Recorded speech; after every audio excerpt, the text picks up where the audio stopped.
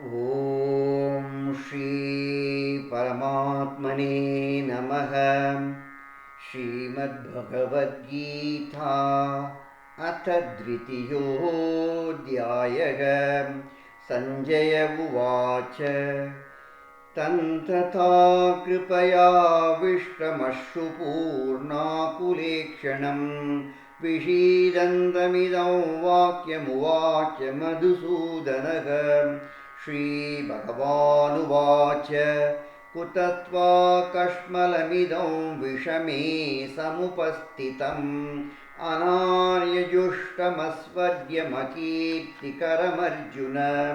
क्लैब्यमास्मगमपार्थ नैतत्त्वय्युपपद्यते। क्षुद्रं हृदयदौर्बल्यं त्यक्त्वोत्तिष्ठ परन्तप। अर्जुन उवाच कथं भीष्ममहं सङ्ख्ये द्रोणं च मधुसूदन। इषुभिः प्रतियोत्स्यामि पूजार्हा परिसूदन। गुरून् हत्वा हि महानुभावान् श्रेयो भोक्तुं वैक्ष्यमपीह लोके। हत्वार्थकामांस्तु गुरूनिहैव भुञ्जीय भोगान् रुधिरप्रदिग्धान्। न चैतद्विद्मः कतरन्नो गरीयो यद्वा जयेम यति वा नो जयेयुः। यानेव हत्वा न जिजीविषामस्तेव स्थिताः प्रमुखे धार्तराष्ट्राः। कार्पण्यदोषोपहतस्वभावः पृच्छामि त्वां धर्मसम्मूढचेताः। यच्छ्रेयस्यानिश्चितं ब्रूहि तन्मे शिष्यस्तेऽहं शाधिमान् त्वां प्रपन्नम्। न हि प्रपश्यामि ममापनुद्यात् यच्चोकमुख्यो क्षणमिन्द्रियाणाम्। अवाप्य भूमा वसपत्नमृद्धं राज्यं सुराणामपि चाधिपत्यम्। सञ्जय उवाच एवमुक्त्वा ऋषिकेशं गुडाकेशः परन्तप। न योत्स्यैति गोविन्दमुक्त्वा तूष्णीं बभूवः। तमुवाच ऋषिकेशः प्रहसन्निव भारत। सेनयोरुभयोर्मध्ये विषीदन्तमिदं वचः। श्रीभगवानुवाच अशोच्यानन्वशोच्यस्त्वं प्रज्ञावादांश्च भाषसे। गतासूनगतासूंश्च नानुशोचन्ति पण्डिताः। न त्वेवागञ्जातु नासन्न त्वन्नेमे जनाधिपाः। न चैव न भविष्यामः सर्वे वयमतः परम्। देहिनोऽस्मिन् यथा देहे कौमारं यौवनं जरा। तथा देहान्तरप्राप्तिर्धीरस्तत्र न मुह्यति। मात्रा स्पर्शास्तु कौन्तेय शीतोष्णसुखदुःखदाः। आगमापायिनो नित्यास्तां स्थितिक्षस्व भारत। यं हि न व्यतयन्त्येते पुरुषं पुरुषर्षभ। समदुःखसुखं धीरं सोऽमृतत्वाय कल्पते। नासतो विद्यते भावो नाभावो विद्यते सतः। उभयोरपि दृष्टोऽन्तस्त्वनयोस्तत्त्वदर्शिभिः। अविनाशि तु तद्विद्धि येन सर्वमिदं ततं। विनाशमव्ययस्यास्य न कश्चित् कर्तुमर्हति। अन्तवन्तैमे देहा नित्यस्योक्ताः शरीरिणः। अनाशिनो प्रमेयस्य तस्माद्युध्यस्व भारत।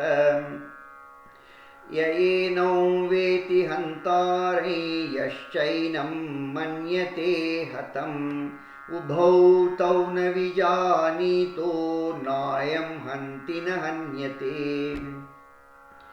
न जायते म्रियते वा कदाचिन्नायं भूत्वा भविता वा न भूयः अजो नित्यशाश्वतोऽयं पुराणो न गण्यते हन्यमाने शरीरे वेदाविनाशिनं नित्यं ययेनमजमव्ययं कथं स पुरुषः पार्थ गङ्गादयति हन्तिकम् वासांसि जीर्णानि यथा विहाय नवानि गृह्णाति नरोपराणि तथा शरीराणि विहाय जीर्णान्यन्यानि संयाति नवानि देही नैनं छिन्दन्ति शस्त्राणि नैनं दहति पावकः न चैनं क्लेदयन्त्यापो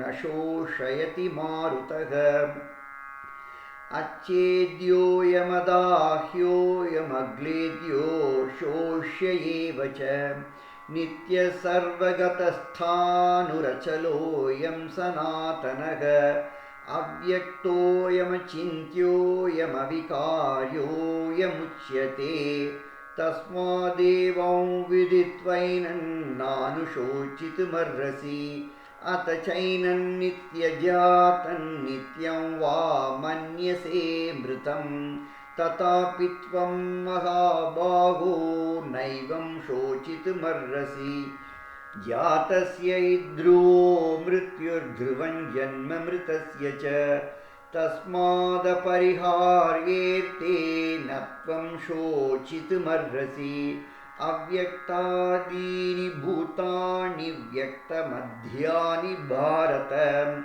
अव्यक्तनिधनान्येव तत्र का परिदेवनाम् आश्चर्यवत् पश्यति कश्चिदेनमाश्चर्यवद्वदति तथैव चान्यः आश्चर्यवच्चैनमन्यः शृणोति श्रुत्वाप्येनं वेद न चैव कश्चित् देहे नित्यमवध्योऽयं देहे सर्वस्य भारत तस्मात् सर्वाणि भूतानि न त्वं शोचितुमर्हसि स्वधर्ममपि चावेक्ष्य न विकम्पितुमर्हसि धर्म्याद्युद्धात् श्रेयोऽन्यत् क्षत्रियस्य न विद्यते यदृच्छया चोपपन्नं स्वर्गद्वारमपावृतं सुखिनः क्षत्रियाः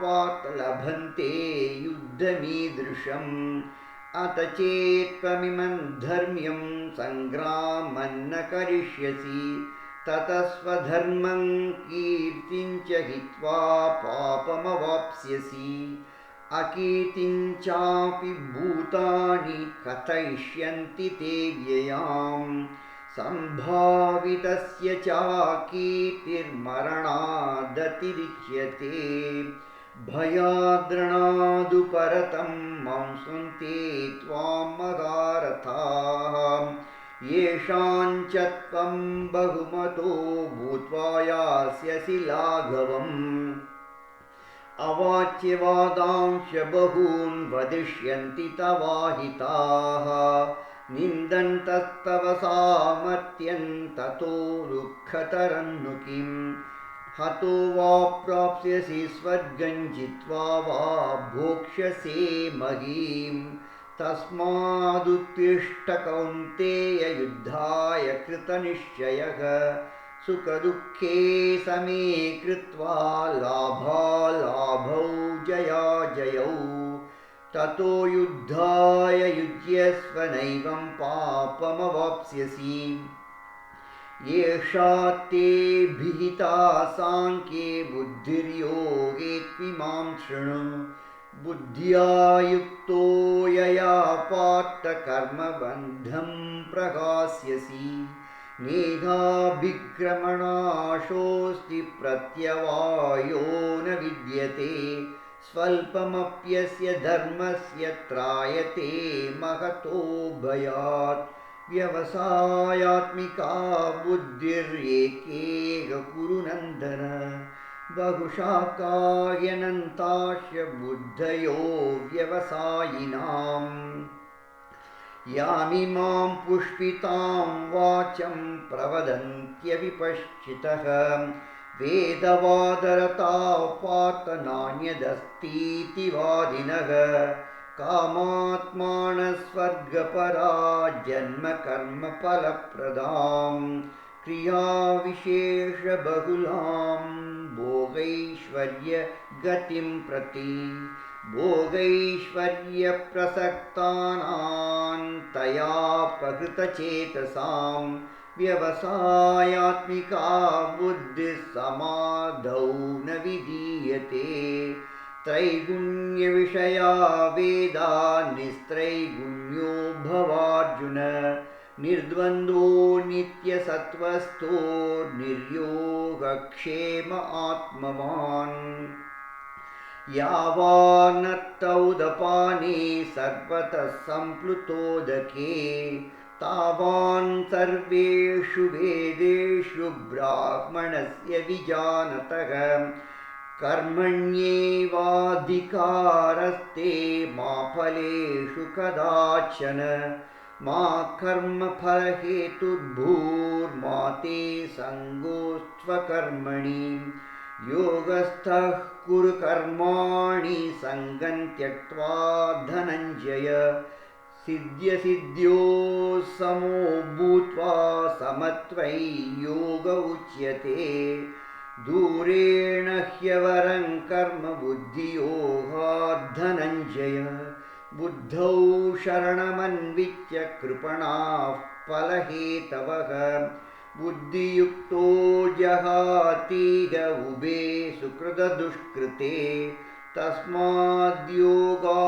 युज्यस्व योगः कर्मसु कौशलम् कर्मजं बुद्धियुक्ता हि फलं त्यक्त्वा मनीषिणः जन्मबन्धविनिर्मुक्ताः पदं गच्छन्त्यनामयम् यदा ते मोहकलिलं बुद्धिर्व्यतितरिष्यति तदा गन्धासि निर्वेदं श्रोतव्यस्य श्रुतस्य च श्रुतिविप्रतिपन्ना ते यदा स्थास्यति निश्चला समाधावचला बुद्धिस्तदा योगमवाप्स्यसि अर्जुन उवाच स्थितप्रज्ञस्य का भाषा समाधिस्तस्य केशवः स्थितधीः किं प्रभाषेत किमासीत व्रजेत किम् श्रीभगवानुवाच प्रजहाति यदा कामान् सर्वान् पार्थमनोगतान् आत्मन्येवात्मना तुष्टस्थितप्रज्ञस्तदोच्यते दुःखेष्वनुद्विग्नमना सुखेषु विगतस्पृहः वीतरागभयक्रोधस्थितधीर्मुनिरुच्यते यः सर्वत्रानभिस्नेहस्तत्तत्प्राप्य शुभाशुभम् नाभिनन्दति न द्वेष्टि तस्य प्रज्ञा प्रतिष्ठिता यदा संहरते चायं कूर्मोऽङ्गानीव सर्वशः इन्द्रियाणीन्द्रियार्थेभ्यस्तस्य प्रज्ञा प्रतिष्ठिता विषया विनिवर्तन्ते निराहारस्य देहिनः रसवर्ज्यं रसोऽप्यस्य परं दृष्ट्वा निवर्तते यततो ह्यपि कौन्तेय पुरुषस्य विपश्चितः इन्द्रियाणि प्रमादीनि हरन्ति प्रसभं मनः तानि सर्वाणि संयम्य युक्त आसीत मत्परः वशे यस्येन्द्रियाणि तस्य प्रज्ञा प्रतिष्ठिता ध्यायतो विषयान् पुंसः सङ्गस्तेषूपजायते सङ्गात् संजायते कामः कामात् क्रोधोऽभिजायते क्रोधात् भवति सम्मोहः सम्मोहात् स्मृतिविभ्रमः स्मृतिभ्रमाशात् बुद्धिनाशो बुद्धिनाशात् प्रणश्यति रागद्वेषवियुक्तैस्तु विषयानिन्द्रियैः शरन् आत्मवश्यैर्विधेयात्मा प्रसादमधिगच्छति प्रसादे सर्वदुःखानां हानिरस्योपजायते प्रसन्नचेतसो ह्याशु बुद्धिपर्यवतिष्ठते नास्ति बुद्धिरयुक्तस्य न चायुक्तस्य भावना न चाभावयतः शान्तिरशान्तस्य कुतः सुखम् इन्द्रियाणां विचरतां यन्मनोनुविधीयते तदस्य हरति प्रज्ञां वायुर्नावमिवाम्भसि तस्माद्यस्य महाबाहो निगृहीतानि सद्वशः इन्द्रियाणीन्द्रियार्थेभ्यस्तस्य प्रज्ञा प्रतिष्ठिता या निशा सर्वभूतानां तस्यां जागर्ति संयमी यस्याञ्जाकृति भूतानि सा निशा पश्यतो मुनेः आपूर्यमाणमचलप्रतिष्ठं समुद्रमापः प्रविशन्ति यद्वत् तद्वत् कामायं प्रविशन्ति सर्वे स शान्तिमाप्नोति न कामकामी विहाय कामान्यः सर्वान् पुमांश्चरति निःस्पृहः निर्ममो निरहङ्कारः स शान्तिमधिगच्छति येषा ब्राह्मी स्थितिः पार्थ नैनां प्राप्य विमुह्यति स्थित्वा स्यामन्तकालेऽपि ब्रह्मनिर्वाणमृच्छति ॐ तत्सदिति श्रीमद्भगवद्गीतासु उपनिषत्सु ब्रह्मविद्यायां योगशास्त्रे श्रीकृष्णार्जुनसंवादे सांख्ययोगो नाम द्वितीयोऽध्यायः। ॐ श्रीकृष्णार्पणमस्तु।